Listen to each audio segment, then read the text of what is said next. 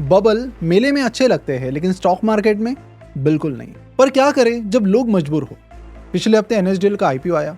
IPO में price रखी गई 800 रुपए की और शेयर लिस्ट होने के बाद इस स्टॉक को तुरंत 10% का लिस्टिंग गेन भी मिल गया, विच इज गुड। बट इसके बाद जो हुआ उसका किसी को अंदाजा भी नहीं था। लेकिन शायद इस 10% लिस्टिंग गेन से लोगों का दिल नहीं भरा था। उन्हें चाहिए था इसका 2 गुना नहीं, 5 गुना नहीं, उन्हें चाहिए था इस 10% का 8 गुना यानी 80% का प्रॉफिट। और इसी के चलते एनएसडीएल के इन्वेस्टर्स इस स्टॉक को 800 रुपए से लेकर चले गए 1300 रुपए पर, जिससे कंपनी का पी रेशो शूट अप होकर चला गया 75 पर।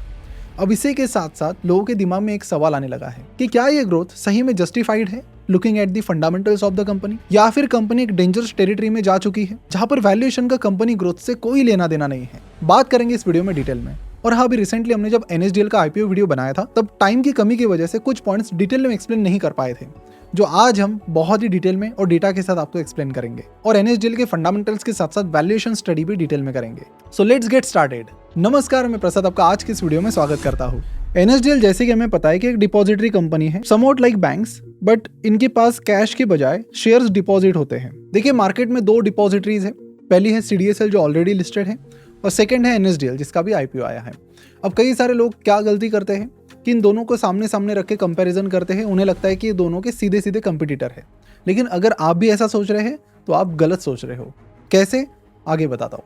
ये दोनों इतनी डिफरेंट टेरिटरी में काम करते हैं कि जिस सेगमेंट में एनएसडीएल काम करता है उसमें तो सीडीएसएल का नामो निशान तक नहीं है, और वही सीडीएसएल का जिस सेगमेंट में दबदबा है वहां पर एनएसडीएल की ज्यादा पावर नहीं है।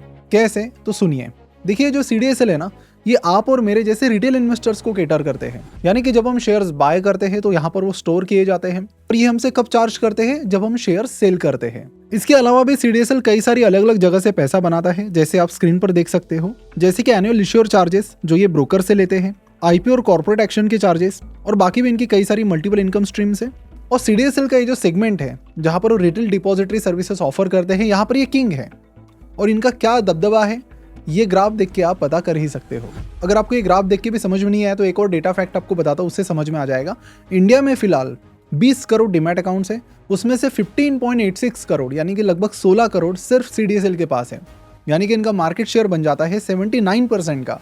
और इसी के चलते इस कंपनी ने पिछले 8 सालों में 10 गुना रिटर्न्स दिए हैं। वीडियो में आगे बढ़ने से पहले आपको बता दूं कि हर साल के इंडिपेंडेंस डे की तरह इस साल भी हमारा फंडामेंटल एनालिसिस का नेक्स्ट अपग्रेड आ रहा है, जिसका नाम है फंडामेंटल एनालिसिस 3.0, जिसकी प्री बुकिंग क्लोज होने में बस कुछ ही दिन बाकी है। अब सवाल यह है कि आपको इस फंडामेंटल एनालिसिस 3.0 में क्या क्या मिलेगा। तो यहाँ पर आपको सीखने मिलेगा कि फंडामेंटल एनालिसिस की मदद से क्वालिटी कंपनीज कैसे ढूंढे, कंपनी का मैनेजमेंट एनालिसिस कैसे करें, फाइनेंशियल स्टेटमेंट्स को कैसे एनालाइज करें, वहां पर जो मैनिपुलेशन हो रहा है उन्हें कैसे आइडेंटिफाई करें, और फाइनली कंपनी का वैल्यूएशन कैसे निकाले। और इसके साथ हम आपको सिखाएंगे एआई टूल्स की मदद से आप कैसे एनालिसिस कर सकते हो। और लास्ट में सवाल ये भी है कि ये प्रोग्राम किसके लिए है। तो सीधा जवाब है हर किसी के लिए। आप स्टूडेंट हो, इन्वेस्टर हो, या फिर फाइनेंस की फील्ड में करियर बनाना चाहते हो, फर्क नहीं पड़ता आपका फाइनेंस का बैकग्राउंड है या नहीं, आप इस प्रोग्राम में एनरोल कर सकते हो। और फीस की बात करो तो 3 ऑफर्स यहाँ पर हैं। पहले ऑफर में मिलता है आपको fundamental analysis 3.0 non offer day पर, जिसकी वैल्यू है 7,499 रुपीज। पर इस इंडिपेंडेंस डे ऑफर में आपको ये मिलेगा मात्र 3,297 रुपीज में।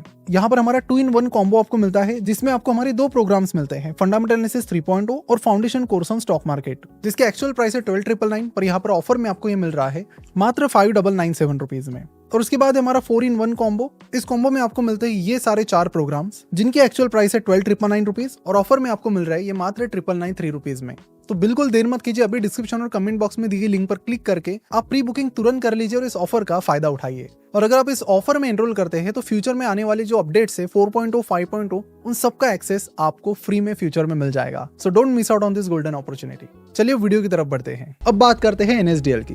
देखिए, मैं आपको ये नंबर्स और सारी चीजें इसलिए दिखा रहा हूँ ताकि आपको एकदम क्लैरिटी मिल जाए कि एग्जैक्टली यहाँ पर क्या हो रहा है और एग्जैक्टली बिजनेस क्या करते हैं और कैसे एक दूसरे से अलग है। क्या इन दोनों के अपने अपने एडवांटेजेस है, डिसएडवांटेजेस हैं, ताकि वीडियो के एंड में जब हम इनके वैल्यूएशन की बात करेंगे तो कंक्लूजन आपको अपना खुद ही मिल जाएगा। एनएसडीएल की बात करें तो इनका एक रेवेन्यू सोर्सेस, ये कुछ 3 मेन रेवेन्यू सोर्सेस है। तो इनका रेवेन्यू मिक्स जो है वो सीडीएसएल से पूरी तरह से अलग है। जहां पर सीडीएसएल रिटेल इन्वेस्टर्स को केटर करता है, वहीं पर एनएसडीएल इंस्टीट्यूशनल इन्वेस्टर्स को केटर करता है। जैसे कि आपके डीआईआईज यानी डोमेस्टिक इंस्टीट्यूशनल इन्वेस्टर्स हो गए, जिसमें आपके म्यूचुअल फंड्स आते हैं, इंश्योरेंस कंपनीज आती है, और साथ ही एफपीआईज यानी फॉरेन पोर्टफोलियो इन्वेस्टर्स। और यही रीजन है कि सीडीएसएल के पास 79% मार्केट शेयर होने के बावजूद भी अगर डिपॉजिटरी सेगमेंट में एसेट वाइज अगर कोई सबसे बड़ा है तो वो एनएसडीएल है। क्योंकि जो इंस्टीट्यूशनल इन्वेस्टर्स हैं उनके एसेट्स ज्यादा होते हैं, तो एसेट्स अंडर कस्टडी किसके पास ज्यादा है?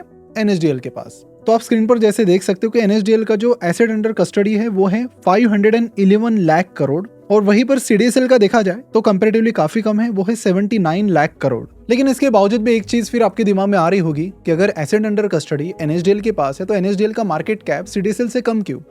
इतनी शेयर प्राइस बढ़ने के बावजूद भी एनएसडीएल का मार्केट कैप फिलहाल 24,000 करोड़ है, वही सीडीएसएल का है 32,000 करोड़।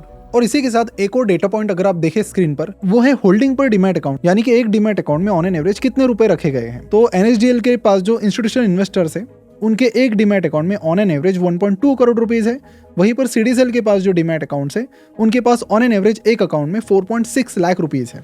तो ये फर्क भी बहुत ज्यादा है, यानी कि क्लोज टू 1 करोड़ 15 लाख का अंतर है। और ये जो सीडीएसएल के डीमैट अकाउंट है इसमें भी हम एचयूएफ यानी हिंदू अनडिवाइडेड फैमिली और एनआरआईज को हटा दें तो ये नंबर आ जाता है मात्र 2.2 लाख रुपीस पर। रीजन बड़ा सिंपल है, जो एफआईआईज डीआईएज हैं उनके पास रिटेल इन्वेस्टर्स के कंपैरेटिवली काफी ज्यादा पैसा है। अब सवाल ये आता है कि एनएसडीएल की कस्टडी में अगर सीडीएसएल के कंपैरेटिवली 6 से 7 गुना ज्यादा पैसा है तो क्या एनएसडीएल सीडीएसएल से 6 से 7 गुना ज्यादा प्रॉफिट कमा रहा है? नहीं।